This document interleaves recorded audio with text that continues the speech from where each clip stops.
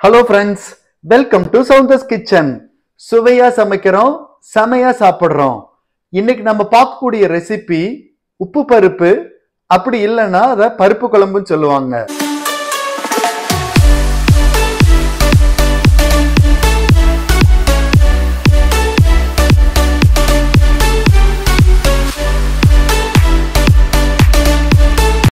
பருப்பு இது நம்ம வீடுகள்ல அடிக்கடி ப்ரிப்பேர் பண்ணக்கூடிய ஒரு உணவு.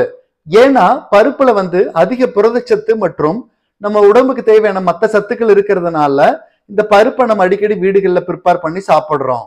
அந்த பருப்பு உங்களுக்கு மிகவும் சுவையா வரணும்னா இரண்டு காரணங்கள் இருக்கு. ஒண்ணு நீங்க யூஸ் பண்ணக்கூடிய பருப்பு, அந்த பருப்பு உங்களுக்கு பாலிஷ்டு பருப்பா இருந்ததுன்னா அதோட டேஸ்ட் குறையும். ரெண்டாவது காரணம் என்ன அப்படின்னா, நீங்க பருப்பை குக்கர்ல விசில் விட்டு செஞ்சீங்க அப்படின்னா உங்களுக்கு அந்த பருப்புல டேஸ்ட் வராது. பருப்பை குறைஞ்சது ஒரு மணி நேரம் ஊற வச்சு அதை வேக வச்சு நீங்க உப்பு பருப்பு செஞ்சு பாருங்க, எவ்வளவு சுவையா இருக்குன்னு சொல்லி. வாங்க இன்னைக்கு உப்பு பருப்பு எப்படி மிகவும் சுவையா செய்யறதுன்னு பார்ப்போம். உப்பு பருப்பு செய்வதற்கு தேவையான பொருட்கள் என்னென்னு பார்க்கலாம். இங்க நான் அன்பாலிஷ்டு பருப்பை ஒரு மணி நேரம் கழுவி ஊற வச்சிருக்கிறேன். ஏன் இது ரொம்ப நேரம் ஊற வச்சிங்க அப்படின்னா இது சீக்கிரம் உங்களுக்கு வெந்துடும், பருப்பு வேகிறதுக்கு சுலபமா இருக்கும்.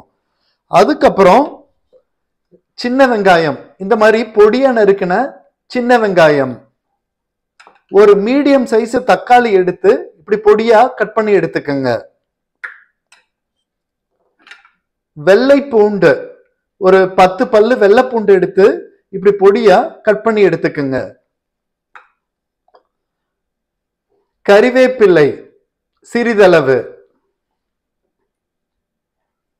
பொடியாக நறுக்கிய கொத்தமல்லி சிறிதளவு,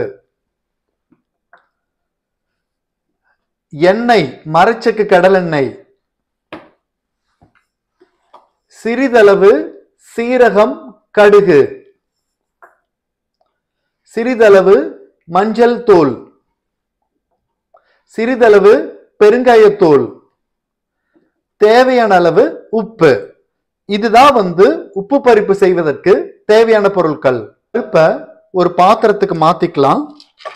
பருப்பு ஒரு பாத்திரத்துக்கு மாத்தியாச்சு. இப்போ பருப்புல அரை டம்ளர் பருப்பு எடுத்தேன். இதுல 3 இருந்து 4 மடங்கு தண்ணி சேர்த்துக்குங்க. பருப்பு வேகிறதுக்கு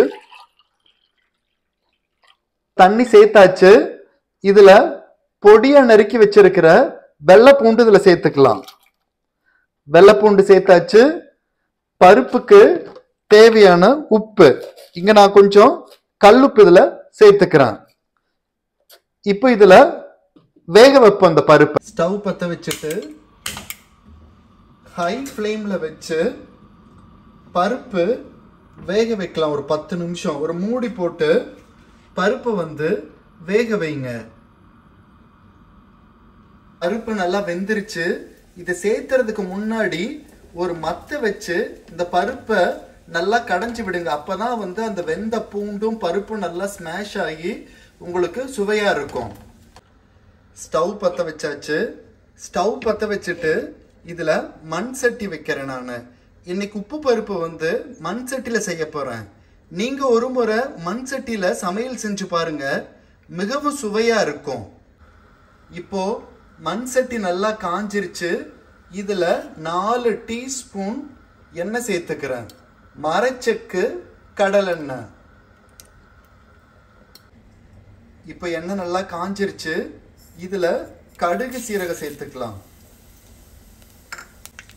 இப்போ கடுகு சீரகம் நல்லா பொரிஞ்சிருச்சு. இதுல பொடியா கட் பண்ணி வச்சிருக்கிற சின்ன வெங்காயம் சேர்த்துக்குங்க.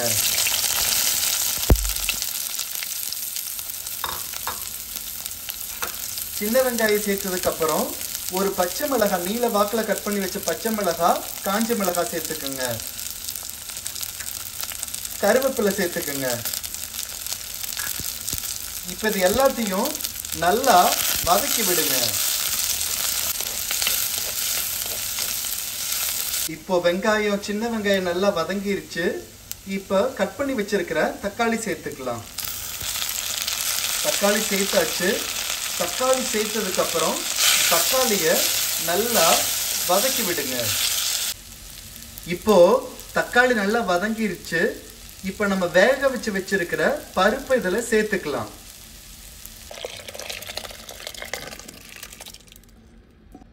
பருப்பு சேர்த்ததுக்கு அப்புறம் ஒரு கரண்டியை வச்சு இதை நல்லா கிளறி விடுங்க.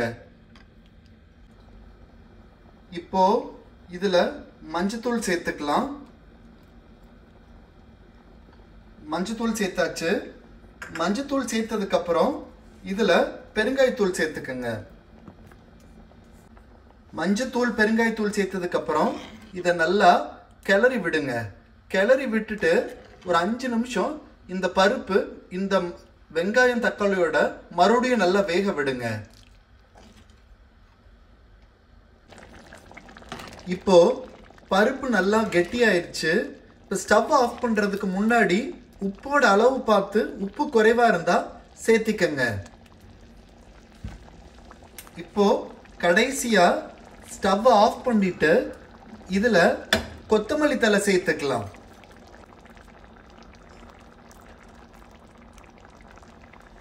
மண் சட்டியில் செய்த சுவையான உப்பு பருப்பு ரெடி. இதை நல்லா சுடு சாதத்துல நெய் சேர்த்து சாப்பிட்டு பாருங்க.